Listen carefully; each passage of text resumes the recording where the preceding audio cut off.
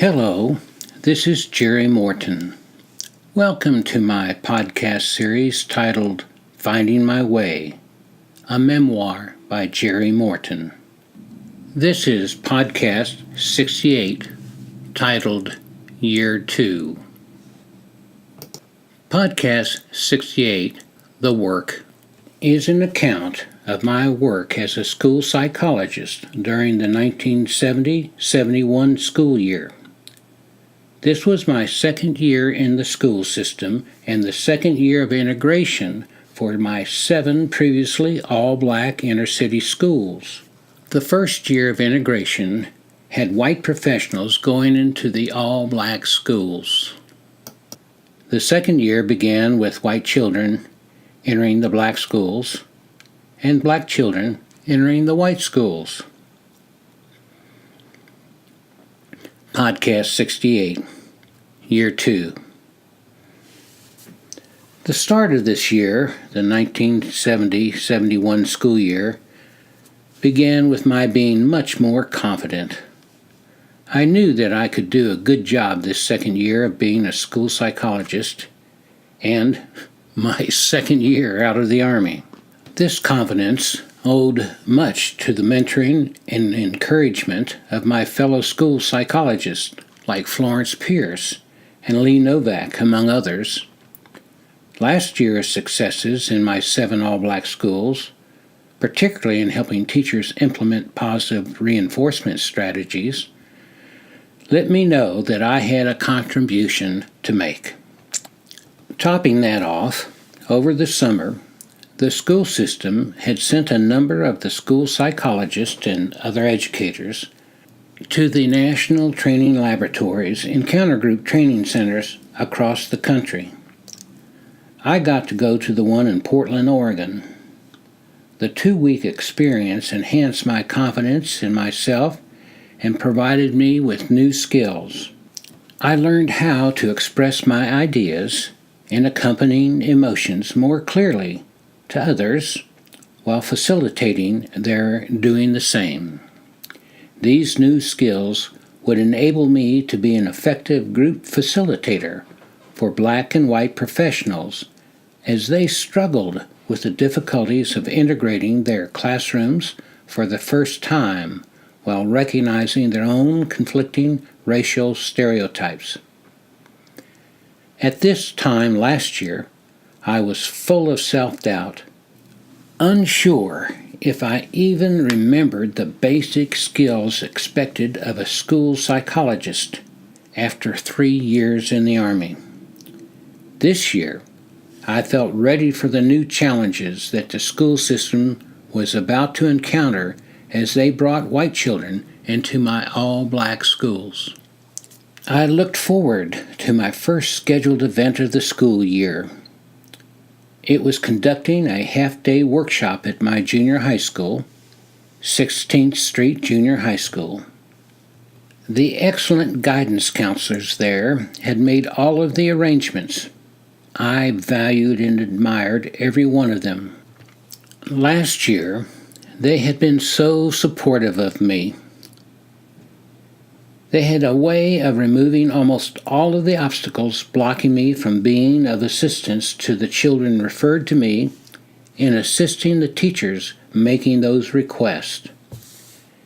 As I reflected on last year at the junior high school, only one situation might be interpreted as blocking me from providing assistance. That involved the child who was the wanderer. He just wandered in the hallways during class. Apparently, he never went into a classroom. He never bothered anyone. As he traveled the hallways, he appeared to be happy and content. No one had been able to get him to go into a classroom full of children.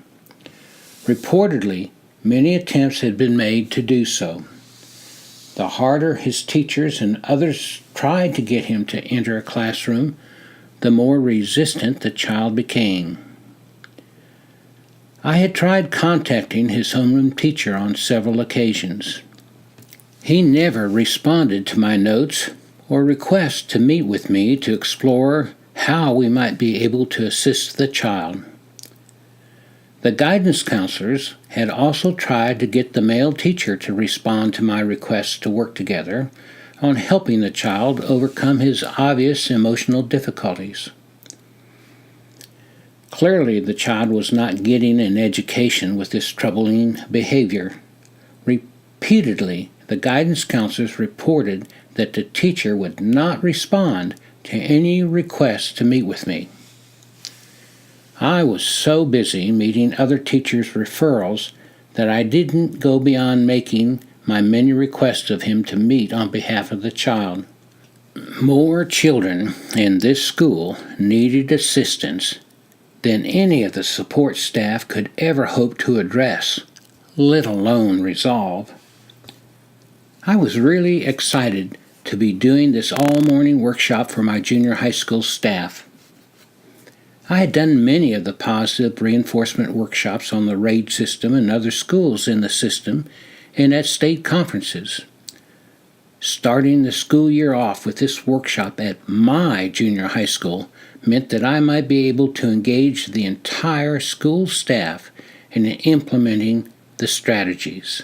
Just maybe, I thought, the guidance counselors, the individual teachers I had worked with in demonstrating the value of the RAID system last year, all of us working together could systematically implement the RAID program on a school-wide basis.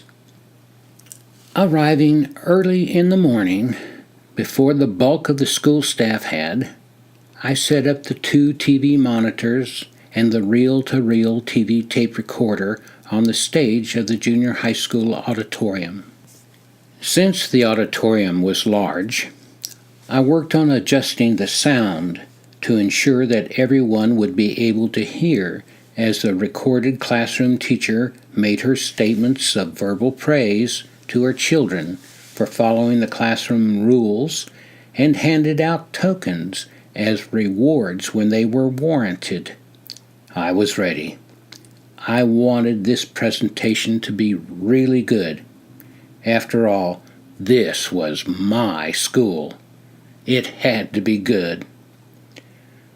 Quickly, the auditorium filled with school personnel. I hadn't realized how many teachers were employed in the school. This was my first meeting with them as a collective whole. It was a little surprising to me that the majority of the school staff still remained black. This was the beginning of the second year of the school system's integration of staff makeup, and the first year for integrating students. I had thought by now the staff makeup would be at least 50% white. The majority of teachers in the school should have been white if there had been a proportional distribution of black and white teachers in all of the schools in the system. There were far more all-white schools than all-black schools. Well, this was just the second year of integration. There was a long way to go. One of the male guidance counselors had agreed to introduce my in-service program and me. First, the principal had to welcome everyone to the start of the school year, and some administrative announcements would be made. I was standing in the back of the auditorium as the guidance counselor, standing on the stage, began to introduce me. I was in the back of the auditorium standing beside one of the women guidance counselors. These people were my colleagues. We had worked hard together, trying our best to assist both students and staff. I was proud to be considered an equal among them. As he was speaking, I prepared myself to walk up the center aisle of the auditorium towards the stage. Jerry was our school psychologist all of last year. During the year, he was of considerable assistance to our students, our staff, and the guidance office in particular. "That's a lie!" screamed the young black man from the center of the seated teachers as he rose to speak. Pointing at me, he shouted, "I never saw him the whole year. This is the first time I even knew what he looked like. He's never been in this school last year as far as I can tell."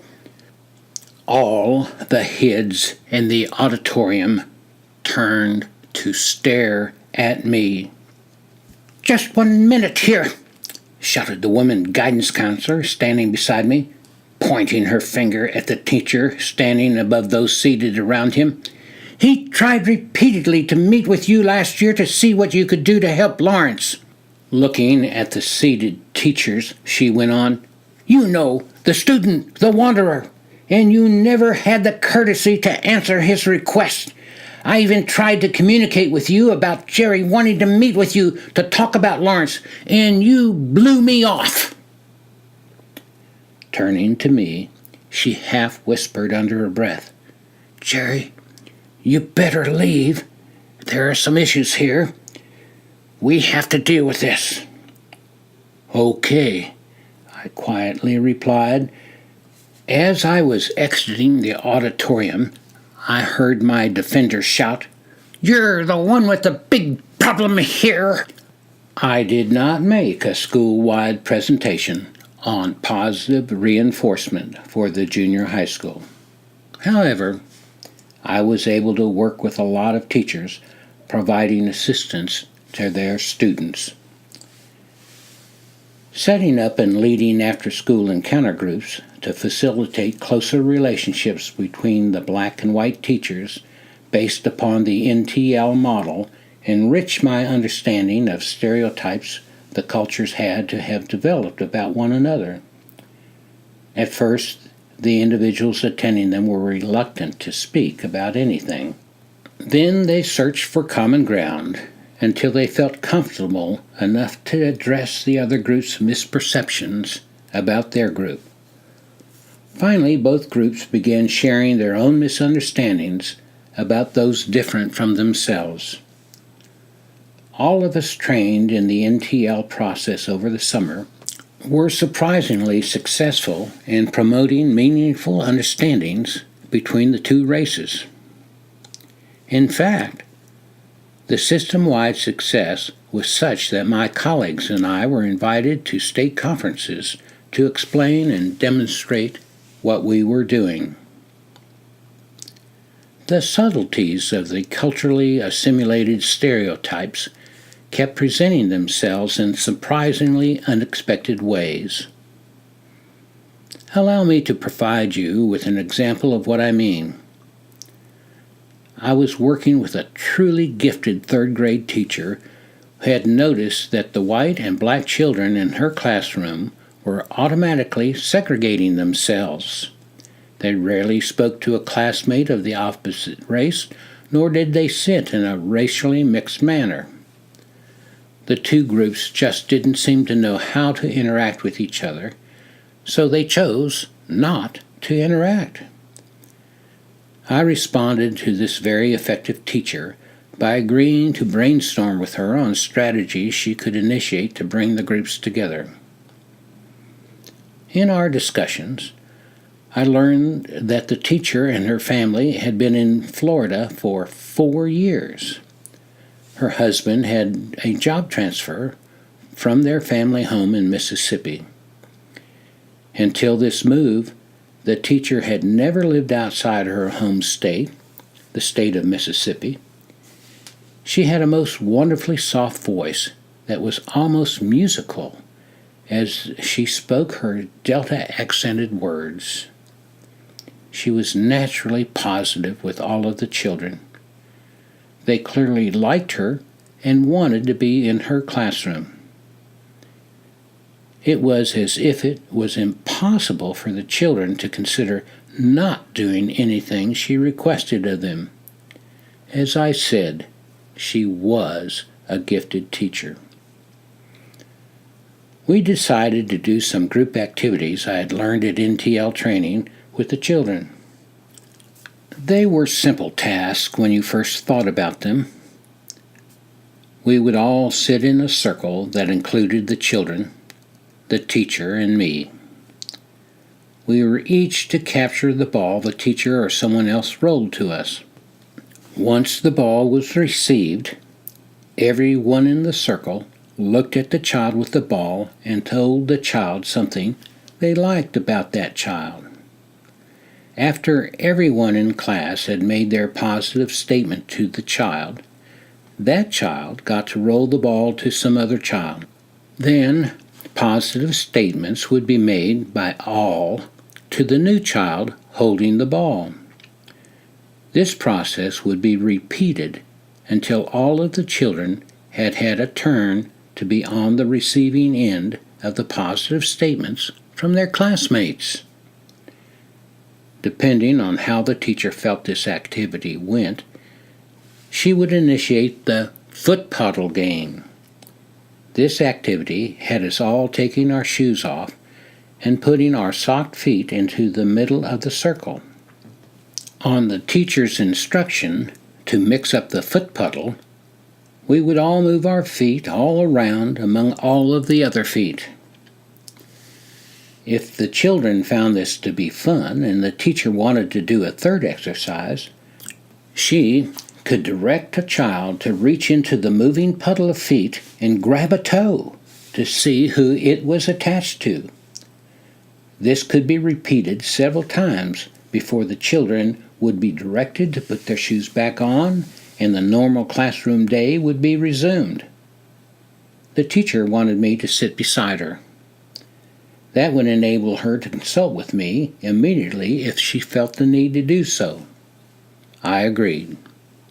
The children loved to get the ball and receive the praise from all of their classmates. The teacher enthusiastically initiated the foot puddle game. The children laughed and giggled and jiggled their feet with the other extended feet. Black or white made no difference to the children. They were all one. They were all having fun with each other. Spontaneously, the teacher asked a child to reach into the foot puddle and grab a toe. We would all stop and see to whom it belonged to. Then the foot puddle jiggling would begin again. The child whose toe had just been grabbed got to be the one to make the toe grab this time. The children thought this was really a fun activity. They were never sure who belonged to the toe that was grabbed until the jiggling stopped and the feet were unsorted. It seemed every child wanted the opportunity to pick a toe. This process was repeated several times, provoking a great amount of laughter and excitement. The next toe was picked. The children stopped moving their feet. It was the toe of a little black girl. She suddenly stopped laughing and started crying. Quickly, the girl pulled her feet out of the circle and scooted back to sit closely beside her teacher. I looked into the teacher's eyes as they darted from the girl to me. As this was happening, the girl and the teacher were leaning towards each other. "What are you feeling?" I quietly asked. "I want to hug her." "It's okay. Go ahead." The teacher's arm reached out and around the child as if to pull her into the teacher's side, when suddenly the arm froze in mid-air. It did not touch the child. I noticed that her hand was shaking. It was shaking at the end of the frozen arm. Seconds passed, and then the teacher gently pulled the child into her side and comforted her. The child wrapped her arms around the teacher, looking up at the rest of the students, who were clearly relieved to see the child being so tenderly comforted. The teacher calmly stated, "Everything is all right. It's time to put our shoes back on. Let's go to our seats." With that, the children's bubbling joy returned. The little girl gave the teacher a big squeeze, which was generously returned, got up with a happy smile, and joined her classmates. At the end of the school day, I was able to meet with the teacher and ask her why she hesitated to hug the child. "I have never hugged a black child before. I didn't know it would be an emotional issue for me. I was not going to let that child think I didn't care for her. I do care. This will never be an issue in my life after this."